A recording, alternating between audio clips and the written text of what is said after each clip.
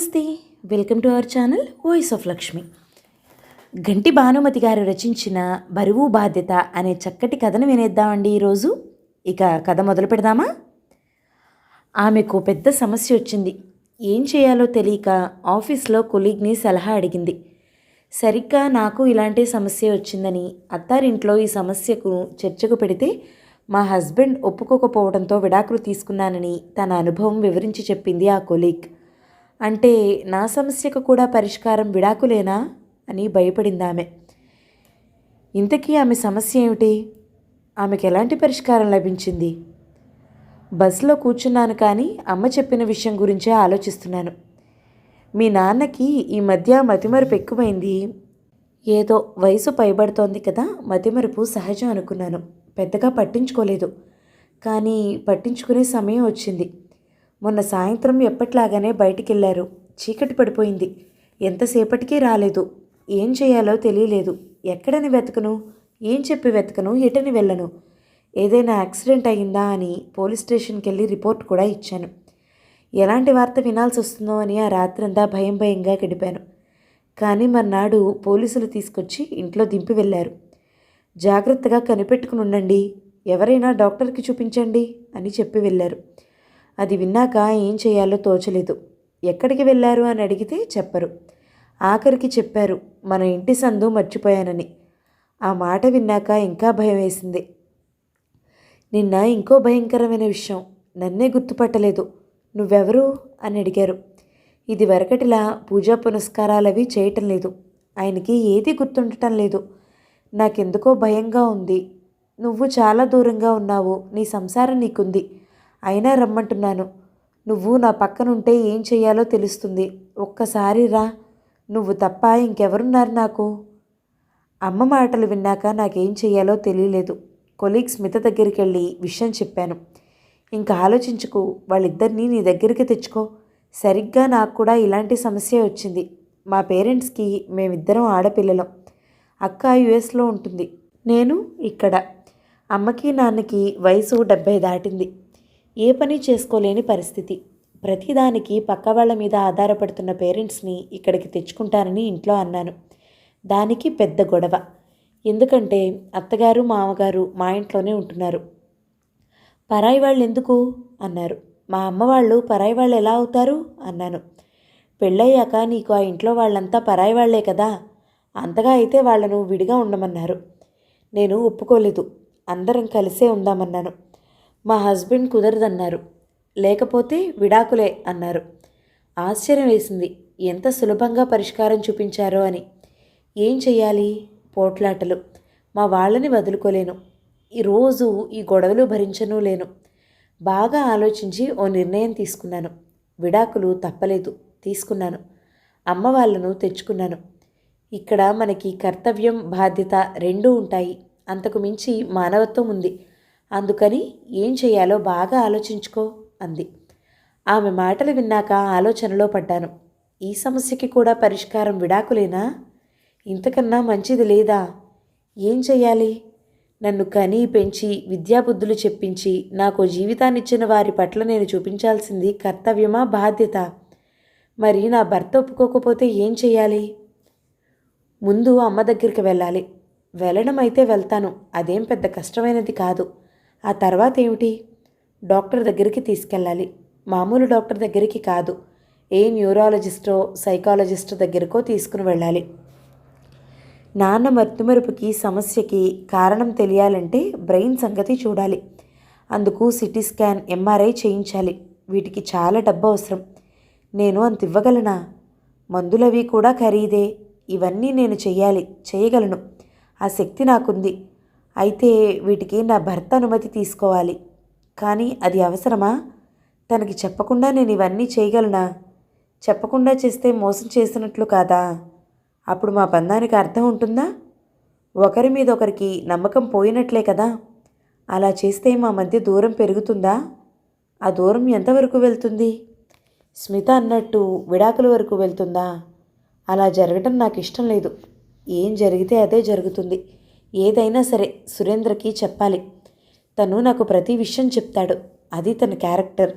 ఇప్పుడు నేను ఈ విషయం చెప్పకుండా నన్ను నేను చీప్ చేసుకోవడం అసహ్యంగా ఉంటుంది. నేను కూడా చెప్పాలి, కానీ చెప్పేంత సింపుల్గా లేదు విషయం అయితే. ఎందుకంటే ఇది డబ్బుతో కూడుకున్నది. అందుకే ఈ తడబాటు. భర్తతో అనుబంధం 4 ఏళ్లది, కానీ నాన్నతో 25 ఏళ్ళు. నా కోసం ఎంతో చేశారు, శక్తికి మించి చదివించారు. డబ్బు దాచుకుందామని ఎప్పుడూ అనుకోలేదు. అంత ఆదాయం కూడా లేదు. అలాంటప్పుడు ఇక దాచడానికి ఏముంటుంది? డబ్బుకి ఇబ్బంది పడినా నన్ను బాగా చదివించాలనుకున్నారు. నా కొడుకైతే చదివించనా, కూతురని వదిలేస్తానా? చదివించడం భారం కాదు, ఇంకొంచెం కష్టపడతాను అని అన్నారు. ఆ కష్టం ఏమిటో నాకు తెలుసు. అదే మాట మీద ఉండి చదివించారు. పెళ్లి కూడా చేశారు. కట్నం లేకపోయినా పెళ్లి హాలు భోజనాలకే ఎన్నో లక్షలయ్యాయి. చాలా అవుతుందని నేనంటే, జీవితంలో పెళ్ళనేది ఒకేసారి జరుగుతుంది. ఇప్పుడు కాకపోతే మరెప్పుడు? ఎవరో పరాయి వాళ్ళ కోసం కాదు కదా ఖర్చు చేస్తున్నది, నా కూతురు కోసమే కదా అంటూ బాగా ఖర్చు చేశారు. పెళ్ళయ్యాక అమ్మ వాళ్ళ ఇంటికి ఎప్పుడైనా వెళ్ళినప్పుడు, ఉంచుకో నాన్న, దేనికైనా పనికొస్తుంది అని డబ్బు ఇవ్వబోతే, కూతురి డబ్బు తీసుకునే స్థితిలో లేవమ్మా, నాకొద్దు, మాకు సరిపడా ఉంది, అది మాకు సరిపోతుంది అనేవారు. అదేంటి నాన్న, నేను ఇస్తే తీసుకోకూడదా, పరాయిదాన్నా నేను అంటే, అవును, నువ్వు పరాయిదానివి. పెళ్ళయ్యాక నీ మీద నీ డబ్బు మీద మాకేమీ హక్కు లేదు, నువ్వు పరాయిదానివే అని గుర్తు చేశారు. ఆ రోజు చొరవగా ఇస్తానన్న నేను ఈరోజు నిజంగా డబ్బు కోసం ఓ పరాయిదానిలానే వెనకాడుతున్నాను. పెళ్ళయ్యాక కూతురు పరాయిదే అన్న వాళ్ళ మాటలకి బలం చేకూరుస్తున్నాను. కానీ నేను పరాయిదాన్ని కాదు, వాళ్ళు నా వాళ్ళు. నాన్నకి అమ్మకి అన్ని విధాలా తోడుగా ఉంటాను. ఈ పని చేయడానికి ఇంట్లో సురేంద్రకి చెప్పాలి. తను ఒకవేళ వద్దంటే నాకు స్వతంత్రం లేదని అనుకోవడంలో అర్థం లేదు. సురేందర్ దగ్గర నుంచి నాకు నేనుగా ఈ స్వాతంత్రం తీసుకోవాలి. వెళ్ళి అమ్మకి సాయంగా ఉండాలి. నాన్నగారి సంగతి, ఆ జబ్బు సంగతి కనుక్కోవాలి. అందుకని నా వరకు ఎంత అయితే అంత చేస్తాను. మా నాన్న ఆరోగ్యం బాగోలేదట, అమ్మ ఫోన్ చేసింది, అందుకని రాత్రికి వెళ్తున్నాను. సురేంద్రకి ఇన్ఫర్మేషన్ ఇచ్చాను. అన్నీ అరేంజ్ చేసుకున్నావు అన్నమాట. మరి ఇప్పుడు చెప్పడం దేనికి అన్నాడు. ఆ మాట నాకు ఎక్కడ తగలాలో అక్కడే తగిలింది. మీకు చెప్పేంత టైం లేకపోయింది. సాయంత్రం అమ్మ ఫోన్ చేయడంతో వెంటనే టికెట్ బుక్ చేశాను, సెలవు పెట్టాను. అంత సీరియస్సా? ఆ గొంతులో వెటకారం కనిపెట్టాను. అమ్మ మాటలు అలాగే ఉన్నాయి. మరుపు జబ్బు అంటున్నారు, అంతే చెప్పాను. దానికి కంగారు పడాల్సిందే ఉంది. నా కళ్ళలో నీళ్లు. దాన్ని మాటల్లో అనువదించి చెప్పలేను. అది గమనించాడు. సరే సరే వెళ్ళిరా, పాపని మేం చూసుకుంటాంలే అన్నాడు. రాత్రి బస్ ఎక్కాను. ఆలోచనలతోనే కూర్చున్నాను. తెల్లారేసరికి ఇంట్లో ఉంటాను. నాన్న గుర్తొచ్చారు. ఎలా ఉన్నారో, నన్ను అసలు గుర్తుపడతారో లేదో. ఎవరు నువ్వు అంటే, ఎక్కడో అంతరంతరాలలో ఏవో పిలుపులు. నన్నే పిలుస్తున్నారు, నా పేరే పిలుస్తున్నారు. ఆ గొంతు నాన్నదే. ఎంతసేపు తల్లి, నీకెందుకు, ఇట్టే చేసి పెడతాగా. ప్రతిసారి అదే మాట. ఎంతసేపు తల్లి, నేను చేసి పెడతాగా అంటూ. ఇప్పుడు అవే మాటలు వినిపిస్తున్నాయి, కానీ బయట రణగోణధ్వనిలో కలిసిపోతున్నాయి. అయితేనేం, గాలి వీస్తున్నప్పుడల్లా నాన్న మాటల్ని మోసుకొస్తుంది. ప్రతిదీ తేలిగ్గా తీసుకుంటారు. ఎంతసేపు నే చేస్తాగా, ఇట్టే అయిపోతుంది అంటారు. నా ఇష్టాలని పూర్తి చేయడమే తన జీవిత లక్ష్యం అన్నట్టుగా ఉండేవాడు నాన్న. అలాంటి నాన్నకి పరీక్ష పెట్టాలని లేదు, కానీ అడగాలి. కాలేజీలో చేరాలని ఉంది అని. ఎంతసేపు అలాగే నే ఉన్నాగా అని అంటారన్న నమ్మకం లేదు. అందుకే నాన్న లేని సమయంలో వంటింట్లో అమ్మ పని చేసుకుంటున్నప్పుడు దగ్గరికి వెళ్ళి, కాలేజీలో చేరనా, 10th పాస్ అయ్యాను కదా, కొంచెం జంకుతూనే అడిగాను. ఎంతో స్వేచ్ఛగా ఇదివరకు అడిగినట్టు. ఇప్పుడు నాన్నని అడగటానికి ధైర్యం చాలలేదు. నన్ను కాలేజీలో చేర్పించే స్థితిలో లేడు నాన్న. ఆ సంగతి నాకు తెలుసు. ఆ రాత్రి నాన్న వచ్చాక అమ్మ విషయం చెప్పింది. నేను ఆ పక్కనే నాన్నకి కనపడకుండా తలుపు వెనక నించున్నాను. నాన్న ఏం మాట్లాడలేదు. ఎప్పటిలాగా ఎంతసేపు నే చేస్తా కదా అనలేదు. నాకు తెలుసు, కాలేజీలో చేరటం అంటే మాటలు కాదు, డబ్బుతో కూడుకున్న పని. మా ఊళ్ళో కాలేజీ లేదు, పై ఊరెళ్ళాలి. అక్కడ నన్ను ఇంట్లో ఉంచుకునేంత దగ్గర వాళ్ళెవ్వరూ లేరు. హాస్టల్లో చేరాలి. వాళ్ళు ఉట్టిగా చేర్చుకోరు, డబ్బు కట్టాలి. కాలేజీ జీవితం మధ్య మధ్యలో ఇంటికి రావాలి, అది డబ్బుతో కూడుకున్నదే. అందుకే నాన్న ఏం మాట్లాడలేదు. నేను లేవకుండానే వెళ్ళి ఎప్పుడో రాత్రి వస్తున్నాడు. అక్కడెక్కడో యాగం చేస్తున్నారని పిలిచారు. అక్కడ బ్రాహ్మలకి సంభావనలు అది బాగా ఇస్తారని అక్కడే ఉండిపోయారు అని అమ్మ చెప్పింది. పద వెళ్దాం, నాన్న నిన్ను తయారవమన్నారు అంది. అమ్మని సంతోషంగా చూశాను. అమ్మ కళ్ళలో ఆనందం. మరి డబ్బు అన్నట్టుగా చేతి వేళ్ళని ఆడించాను. నీకెందుకు అన్నట్టుగా చేత్తో వారించింది అమ్మ. కాలేజీలో చేరాను, కానీ ఇక్కడికి వచ్చాక నాన్న అవసరం ఎంతుందో తెలిసొస్తుంది. నాన్న నాకు ఎంత దగ్గరో అర్థమైంది. చాలా చిన్న వయసులో ఉన్నప్పుడు ఏది అడిగినా నాన్న వెంటనే ఎంతసేపు నే తెస్తాగా అని మర్నాడు పొద్దునే చేతిలో ఉంచి బావుందా, నీకు నచ్చిందా అనేవారు. పక్కనే కూర్చుని చదివించేవారు, రాయించేవారు. తప్పులు రాస్తే అలా కాదు ఇలా తప్పు చదువుతున్నావు, ఒత్తులు సరిగా స్పష్టంగా పలుకు అంటూ పక్కన కూర్చుని తప్పులు దిద్దిన నాన్న మెదడులో జరుగుతున్న తప్పుని దిద్దాల్సిన సమయం వచ్చింది. ఓసారి నా నోట్బుక్లో కాగితాలు ఊడిపోతుంటే నాన్నకి ఆ పుస్తకం చూపించాను. అదెంతసేపు ఇలాతే అని దబ్బనం ట్వైను దారంతో చక్కగా కుట్టి అందంగా చేసి తెచ్చారు. ఎప్పట్లాగే బావుందా అన్నారు. ఓసారి చెవిదుద్దులో ఓ రాయిపోతే వెంటనే నాన్న ఎంతసేపు నే చేస్తాగా అని తీసుకువెళ్ళి పుట్టి వేసి ఎర్ర పెయింటింగ్ వేసి ఎర్ర రాయిలాగానే చేశాడు. బావుందా, గుళ్ళో అమ్మవారి నెక్లెస్లో రాయిపోతే ఇలాగే చేయించాను అన్నారు. పుస్తకాలకి బ్రౌన్ అట్టలు వేయాలి అన్నాను. వెంటనే ఎంతసేపు ఇట్టే వేసి పెడతాగా, లేబుల్స్ కూడా అంటించేస్తా అన్నారు. నేను ఏదడిగినా వెంటనే ఎంతసేపు అని వెంటనే చేసేస్తారు. ఓసారి సెలవులకు వచ్చిన నాకు నాన్న కనిపించలేదు. అతి కష్టం మీద ఓ 2 రోజుల తర్వాత నాన్నని చూశాను. అది కూడా అర్ధరాత్రి. నువ్వు చాలా మారిపోయావు నాన్న అన్నాను. ఎప్పటిలాగే తేలిగ్గా తీసుకోలేదు. మామూలు ఆఫీస్ ఉద్యోగం అయితే ఈ కష్టాలుండవు కదా నాన్న. మీ నాన్న నిన్ను చదివించకుండా బలవంతంగా పౌరోహిత్యంలోకి దింపాడనిపిస్తుందా అన్నాను. లేదు తల్లి, మా నాన్న ఏది చేసినా ఎంతో ఆలోచించే చేశాడు. అయినా ఈ జీవితం నుంచి నేను ఏది ఎక్కువ ఆశించలేదు, ఏది కావాలనుకోలేదు, ఎక్కువ చదువుకోలేదు కాబట్టి నాకు ఏదీ తెలియదు అనుకున్నాను. ఇది నాకు అవకాశం అనుకున్నాను. ఈ వృత్తిలో నేను ఎన్నో నేర్చుకున్నాను. ప్రతి దాంట్లో ఓ ఫిలాసఫీ కనిపించేది. నేను మామూలుగా ఉంటే ఏదీ నేర్చుకునేవాడిని కాదు. మా నాన్న చూపించిన ఈ వృత్తి జీవితం నాకు గొప్ప టీచరు. నాకు ఎన్నో నేర్పించింది. ఒకరు కాదు, ఇద్దరు కాదు, ఎంతోమంది మహర్షులు, యోగులు కొన్ని వేల సంవత్సరాల క్రితమే తమ తపస్సంపద, జ్ఞాన సంపదల్ని మంత్రాలు, వేదాలు, ఉపనిషత్తుల రూపంలో నిర్లిప్తం చేసి మనకి అందించారు. అవన్నీ నేర్చుకోవాలంటే గురుకులాల్లో ఉండాలి. ఆ అదృష్టం నాకు లేదు. ఏదో నాకు వచ్చిన మంత్రాలతో పెద్దగా సంతృప్తి చెందకపోయినా కనీసం ఈ మాత్రమైనా వచ్చినందుకు తృప్తిగా ఉంది. ఈ శుభకార్యాలతోనే గడిపేస్తున్నాను. ఈ కార్యాలు అవి చేయిస్తున్నప్పుడు ఆ మంత్రాలు అవి చదువుతుంటే నాలో ఏదో పవిత్రత, పరిశుద్ధత కలిగినట్టు అనిపిస్తుంది. నాకెంతో జ్ఞానం కలుగుతున్నట్టు అనిపిస్తుంది. ఈ అదృష్టం ఎంతమందికి దక్కుతుంది చెప్పు. అయినా అప్పటి పరిస్థితి అలాంటిది. డబ్బుకి ఇబ్బంది. ఊళ్ళో ఉన్న అప్పర్ ప్రైమరీ స్కూల్లో చదువుకున్నాను. పై చదువులకి బయటకు వెళ్ళలేని స్థితి. అందుకే మా నాన్న వెనకాల చెప్పులు లేకుండా కాలినడకన పక్క ఊళ్ళకి వెళ్లాల్సి వచ్చేది. తాంబూలం పెద్దగా లేకపోయినా ఆ వరహా కోసమే మైళ్ళ దూరం రోజూ నడిచి వెళ్ళేవాళ్ళం. ఆ చిన్న సంభావనలే మాకు పెద్ద అదనపు ఆదాయంలా ఉండేది. అంచెలంచెలుగా అన్ని కార్యక్రమాలు నేర్చుకున్నాను. మా నాన్నగారు పోయాక నేనే చేయిస్తున్నాను. అదనంగా పై ఊళ్ళ నుంచి సంధ్యావందనం, దాని విధి విధానం తెలుసుకోవాలనే ఉత్సాహం ఉన్నవాళ్ళు, కొత్తగా ఒడుగులు చేసుకున్న వాళ్ళు నేర్చుకోవడానికి వస్తారు. వాళ్ళకి ప్రవర, సంకల్పం దగ్గర నుంచి అన్నీ నేర్పిస్తాను. ఇవన్నీ ఎంతో ఇష్టంగా చేస్తాను తప్ప పౌరోహిత్యంలోకి రావడం బలవంతమని అనుకోలేదు.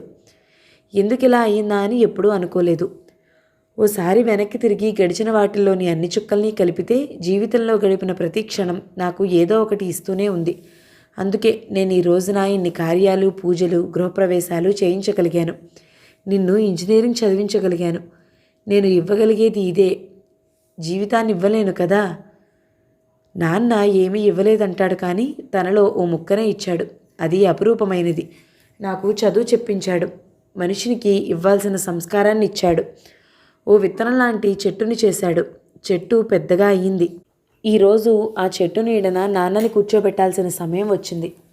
బస్సు దిగాక ఇంటికెళ్ళాను. అమ్మ చెప్పిందంతా విని నాన్నని ఆసుపత్రికి తీసుకెళ్లాను. అన్ని పరీక్షలు చేయించాక మందులు కొనిచ్చి ఓ 3 రోజుల తర్వాత ఇంటికి తిరిగెళ్ళిన నాకు ఇంట్లో అన్నీ పరాయిగా కనిపించాయి.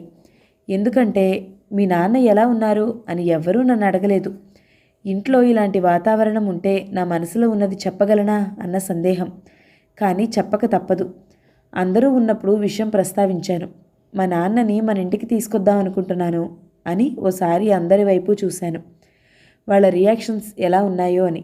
ఎవరూ ఏం మాట్లాడలేదు. ఓసారి నా మొహం కేసి చూశారంతే.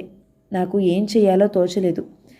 మీకు ఇష్టం లేకపోతే మా నాన్న కోసం వేరే ఇల్లు తీసుకుని నేను విడిగా ఉండదలుచుకున్నాను అనొచ్చు. కానీ అనలేదు. అనలేను కాదు, అది పరిష్కారం కాదు. ఈ క్షణాన నేను ఏం మాట్లాడితే ఏమవుతుందో అని భయం వేసింది. కానీ ఇప్పుడు చెప్పకపోతే ఈ కాస్త సమయం కూడా మించిపోవచ్చు. మా నాన్నగారికి అల్జీమర్స్. ఇది వరకులాగా ఆయన ఉండటం లేదు. ఏదీ గుర్తుండటం లేదు. తలుపు తీసుంటే బయటికి వెళ్ళిపోతున్నారు. ఇల్లుని మనుషుల్ని మర్చిపోతున్నారు. 2 సార్లు పోలీసులు పట్టుకుని ఇంట్లో దింపారు. మీకు తెలుసు కదా, అమ్మ కూడా ఏం చిన్నది కాదు. నేను తప్ప వాళ్ళకి ఎవరూ లేరు. అన్నయ్యలిద్దరూ ఒకేసారి రోడ్డు ప్రమాదంలో పోయారు. వాళ్లే ఉంటే ఈ రోజున ఈ పరిస్థితి వచ్చేది కాదు. ఈ సంగతి మీకు తెలుసు. ఇలాంటి సమయంలో నేను వాళ్ళని ఆదుకోవాలి. నాన్నని ప్రతి క్షణం కనిపెట్టుకుంటూ ఉండాలి. డాక్టర్ల దగ్గరికి తీసుకెళ్తూ ఉండాలి. అందుకని ఆగిపోయాను. చెప్పాల్సింది చెప్పేశాను. ఏదైనా ఆశ్రమంలో పెడితే సరి అత్తగారు అన్నారు. గుండెలో ఓ ముళ్ళు గుచ్చుకుంది. ఇంతకన్నా మంచి పరిష్కారం ఆమెకు తోచలేదా? అదెప్పుడు? వాళ్ళకి ఎవరూ లేనప్పుడు కదా. కానీ వాళ్ళకి నేనున్నాను కదా. నేను కూడా లేకపోతే అప్పుడు మీరు అన్నట్టుగానే ఆశ్రమంలో ఉండొచ్చు. కానీ ఇప్పుడు వాళ్ళని చూడాల్సిన బాధ్యత నాది. అదెలా కుదురుతుంది? ఇంట్లో మా అమ్మా నాన్న ఉన్నారు కదా. సురేంద్ర వెంటనే అన్నాడు. అవును ఉన్నారు. వాళ్లతో పాటు వీళ్ళు కూడా ఉంటారు. మీ వాళ్ళెంతో మా వాళ్ళు అంతే. మీ వాళ్ళని చూడటం మీ బాధ్యత అనుకుంటే నేను కూడా అదే మాట అనగలను. కానీ అలా అని దెబ్బలాడను. మీరంతా ఒక్కసారి ఆలోచించండి. మా నాన్న నన్నెప్పుడూ ఓ బరువు అనుకోలేదు, ఓ బాధ్యత అనుకున్నారు. నేను కూడా అంతే. నాన్న నాకు బరువు కాదు, కర్తవ్యం, బాధ్యత అనుకుంటున్నాను. ఈ కప్పు కింద 5 ఉంటున్నాం. ఇప్పుడు మరో 2. ప్రకృతిపరంగా బలహీనులైన వాళ్ళని తెచ్చుకుందాం. అందరం కలిసి ఉందాం. ఓ వృద్ధాశ్రమంలో ఎవరి పనులు వాళ్ళు చేసుకుంటూ ఒకరి విషయాల్లో తలదొర్చకుండా ఎలా ఉంటారో ఇక్కడ కూడా అలాగే ఉంటే ఏ గొడవ రాదు. ఆపి భర్త వైపు చూశాను. గబగబా అన్నం తింటున్నాడు. అది కోపం అని తెలుసు. 25 ఏళ్ళు ఓ వాతావరణంలో పెరిగి మీ ఇంటికి వచ్చాను. మీ వాతావరణం, మీ పద్ధతులు, మీ అలవాట్లు అన్నీ వేరు. అన్నీ కొత్తైనా అన్నిటినీ నేను అడాప్ట్ చేసుకున్నాను. నాకు పెళ్ళంటే ఏంటో తెలుసు. అత్తగారింట్లో ఎలా ఉండాలో, ఎలా మసులుకోవాలో మా వాళ్ళు నాకు నేర్పించారు. ఎంతో త్యాగం చేయాలని తెలుసు. ఎన్నిటికో రాజీ పడ్డమూ తెలుసు. రాజీ అని అనను, మనస్ఫూర్తిగా అన్నిటినీ అంగీకరించాను. నా మూలంగా ఇంట్లో ఫ్రిక్షన్స్ రాకూడదని, గొడవలు రాకూడదని చాలా విషయాల్లో చాలా విధాలుగా నన్ను నేను సమాధానపరుచుకున్నాను. అత్తయ్య గారిని మా అమ్మలానే భావించాను. ఏ విధమైన ఇబ్బంది రాకుండా ఆమె మామయ్య గారి డైట్ రిస్ట్రిక్షన్స్ తెలుసుకుని ఓ చార్ట్ తయారు చేసుకుని ఆ విధంగా టైం ప్రకారంగా అన్నీ చేస్తున్నాను. పెద్ద బరువుగా భావించలేదు. ఆఫీసు, ఇల్లు రెండిటినీ బ్యాలెన్స్ చేసుకున్నాను.